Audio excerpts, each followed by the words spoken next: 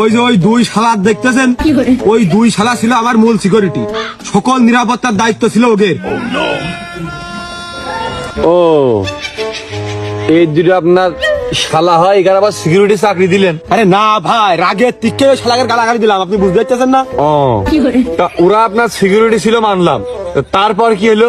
তারপরে আবার কি, পেছনতে দিয়ে দিল। তা কি কায়দায় আপনার পিছনতে দিল?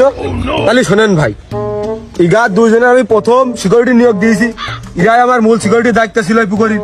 আচ্ছা এবার কি হলো, মাঝখানে পড়ে কাটা তারের বেড়া দিয়ে ইগারাতে মেশিন টেশিন ধরিয়ে দিলাম, দেওয়ার পরে দুই সাইডে খুন মার্ডাররা করে ফেল দিল।